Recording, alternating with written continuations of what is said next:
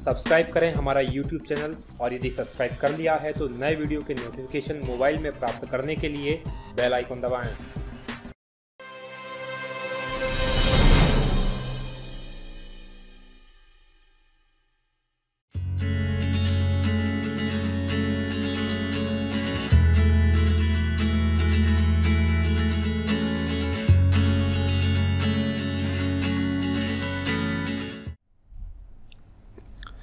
साथियों नमस्कार, बहुत स्वागत है आपका DNK एकेडमी के वीडियोस में। मैं हूं भगवत दांगी, फाउंडर DNK एकेडमी, और बात कर रहे हैं हम विज्ञान की।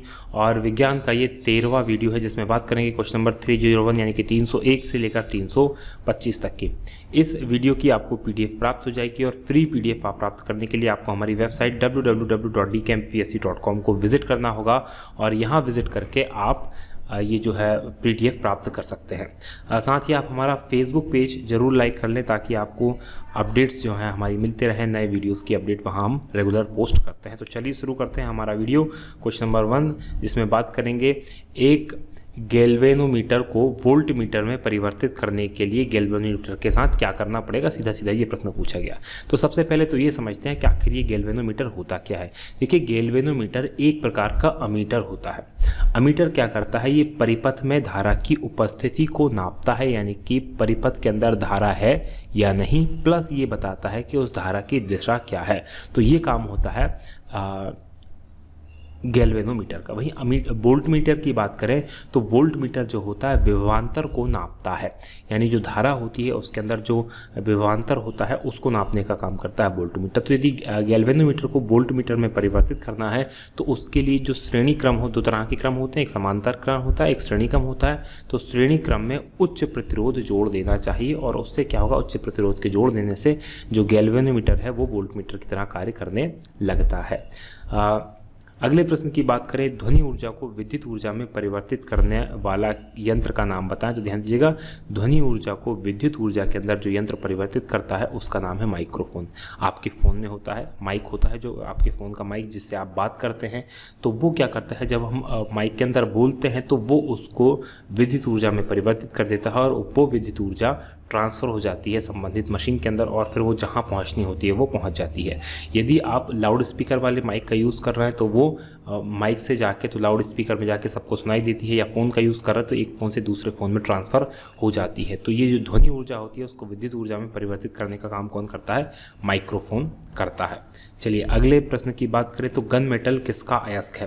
ध्यान दीजिएगा, गन मेटल की बात हो रही है। गन मेटल मतलब किससे मिलकर बना होता है, सिंपल टाइप से समझ लीजिए। देखिए, गन मेटल के अंदर जो सर्वाधिक धातु होती है वो तांबा होती है, लगभग 95% से अधिक जो होता है वो तांबा होता है। उसके बाद टिन होता है और सीसा होता है, जिंक होता है। तो ये इसके अंदर पाया जाता है। तो ये है इसका सही आंसर। अगले प्रश्न की बात करें तो छिछले हैंडपंप में पानी पीने वाले लोगों को नीचे लिखे सभी रोगों में से होने की संभावना है सिवाय मतलब सभी रोगों के होने की संभावना है। ऐसा कौन सा रोग है जो नहीं हो सकता। ध्यान दीजिएगा, अब यहाँ पर एक चीज़ आपको देखना है, यहाँ छिछले हैंडपंप दिया। छिछले हैंडपंप का मतलब होता है ऐसा हैंडपंप जिसकी गहराई बहुत कम है।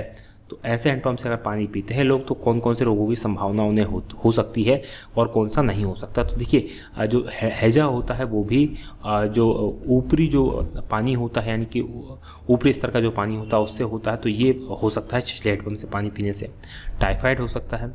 कामला रोग की बात करें, यदि आपको उसका नाम नहीं पता तो इसे पीलिया भी कहा जाता है या जॉइंटिस भी कहा जाता है। तो ये भी दूषित पानी पीने से ही होता है और ऊपर का पानी पीने से होता है। लेकिन जो फ्लोरोसिस होता है ये भी फ्लोराइड के कारण होता है, पानी के कारण ही होता है। लेकिन जो फ्लोराइड जो है वो गहरे पानी में मिलता है, यानी कि गहरा हैंडपंप से पानी पिएंगे तो ये वाला हो सकता है। तो ये वाला इसका सही आंसर है कि ये वाला रोग तो कम से कम नहीं होगा छिछले हैंडपंप से। ये तीनों रोग हो सकते हैं। चलिए अगले प्रश्न की हम बात करें, निम्नलिखित में से कौन सा रोग बैक्टीरिया से होता है। ध्यान दीजिएगा, बैक्टीरिया को जीवाणु कहा जाता है।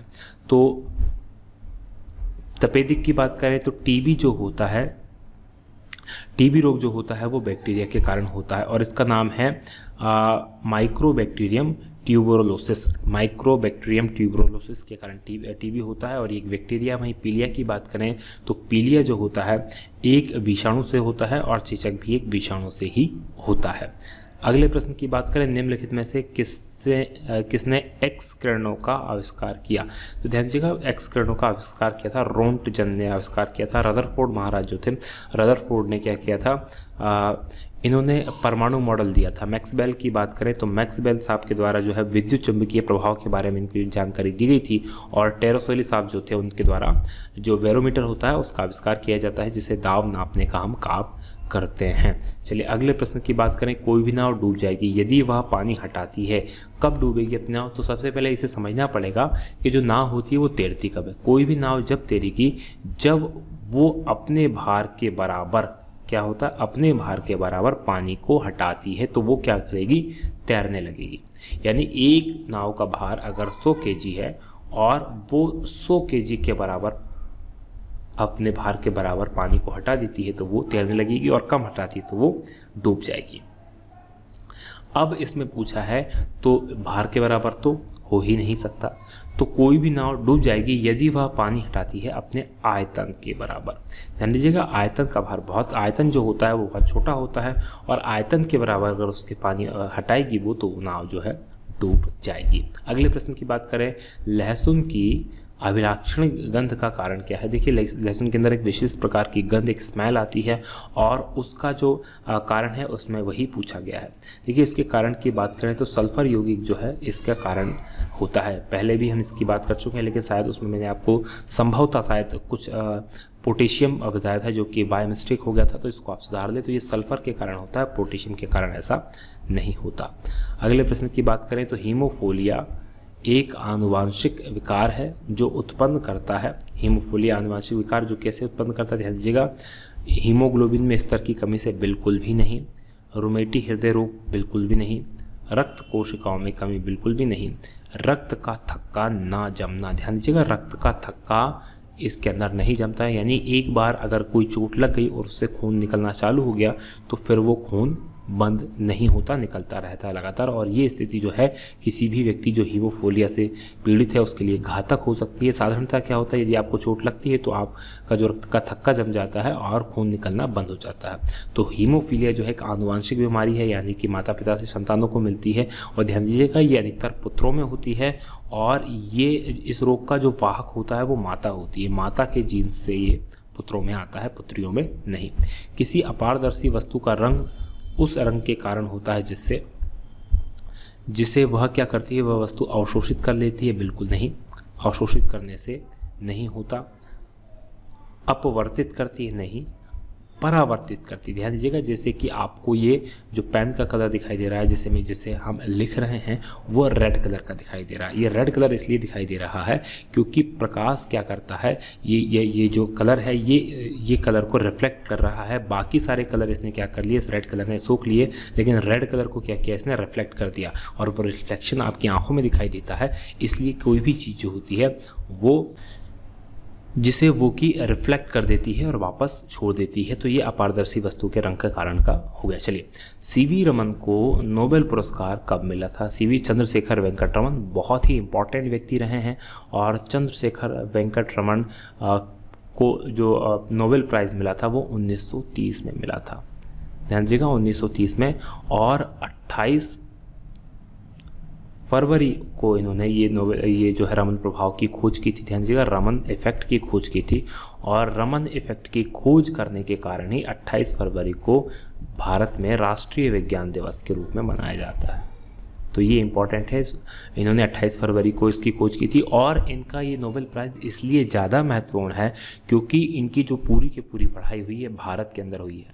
जबकि साइंस के अंदर अगर किसी को नोबेल मिला है भारत के अंदर, तो उन्होंने, जो अधिकतर लोग हैं, उन्होंने विदेशों में पढ़ाई की है, भारत में पढ़ाई नहीं की है। लेकिन जो सीवी रमन साहब थे, उन्होंने अपनी पूरी पढ़ाई, एकेडमिक जो स्टडी है वो पूरी की पूरी भारत में रहकर की है, और प्रयोग भी भारत में किया है।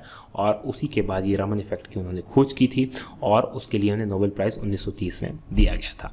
निम्नलिखित में किसमें ध्वनि की गति सबसे तेज होती है? ध्यान दीजिएगा, ध्वनि की गति जो होती है जो अलग अलग माध्यमों में बात करें, जैसे अगर वायु में बात करें तो वायु में उतनी तेज नहीं होती, जल में उससे भी कम होती है, लेकिन जो कांच यानी कि जो धातु होती है उसके अंदर सर्वाधिक वायु की गति ध्वनि की गति होती है। तो इसका सही आंसर होगा कांच।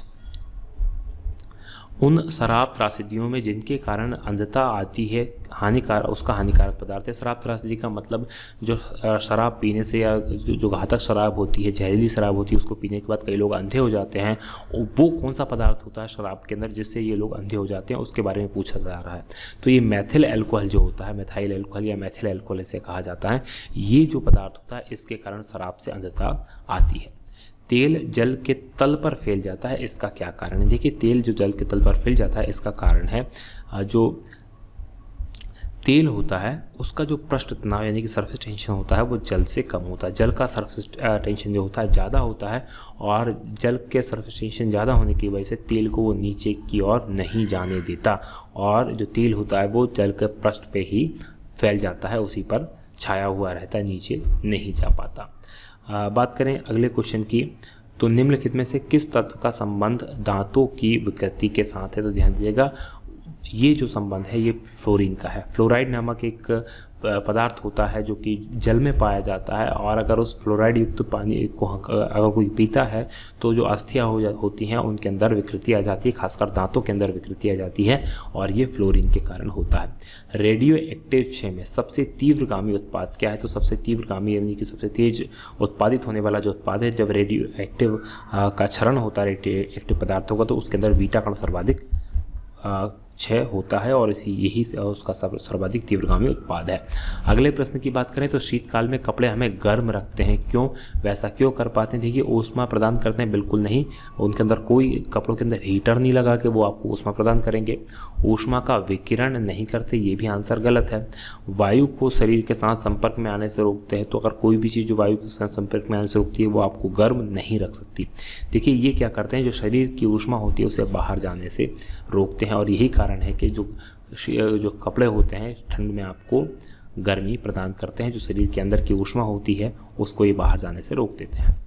फोटोग्राफी में स्थायी कर के रूप में प्रयोग किया जाने वाला रसायन है, बहुत इंपॉर्टेंट है, स्थायी कर के रूप में, यानी कि इसका यूज़ किया जाता है फोटोग्राफी में, जो प्रकाश के लिए बहुत संवेदनशील होता है और फोटोग्राफी इसी के कारण की जाती है और इसी की वजह कि फोटोग्राफी संभव होती है तो सोडियम थायोसल्फेट जो होता है उसके कारण ऐसा संभव हो पाता है।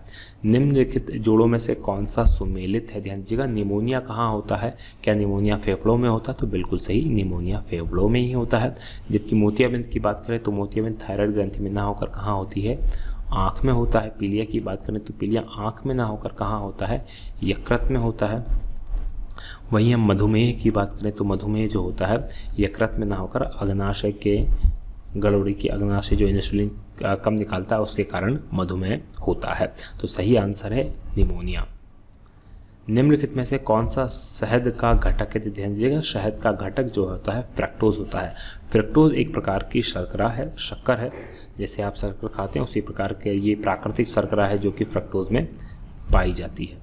अगले प्रश्न की बात करें तो पास्कल निम्न में से किसकी इकाई है? तो ध्यान दीजिएगा, पास्कल जो इकाई है वो दाब को मापने की इकाई है। पास्कल दाब जो होता है पास्कल से के रूप में मापा जाता है। रेफ्रिजरेटर में शीतलन किस प्रकार होता है? यानी कि रेफ्रिजरेटर के अंदर जो फ्रीजिंग होती है, ठंडाई होती है, वो कैसे होती है? तो फ्रीजर में जमी हुई बर्फ़ के द्वारा? बिल्कुल नहीं, ये तो शीतलन के द्वारा बर्फ़ जमती है। ये होता है संपीड़ित, यानी कि जो एयर होती है उसको कंप्रेस किया जाता है और उसको फिर फैला दिया जाता है, उसको छोड़ दिया जाता है और उससे क्या हो जाता है, जो शीतलन होता है। वाष्पशील द्रव के वाष्पशन द्वारा नहीं, इनमें से कोई नहीं, ये भी नहीं आएगा। निम्नलिखित में से कौन सा हार्मोन नहीं है? तो ध्यान दीजिएगा, इसके अंदर इंसुलिन क्या है? एक प्रकार का हार्मोन है जिसकी कमी से मधुमेह रोग होता है। एड्रेनलिन जो है वो भी एक हार्मोन है।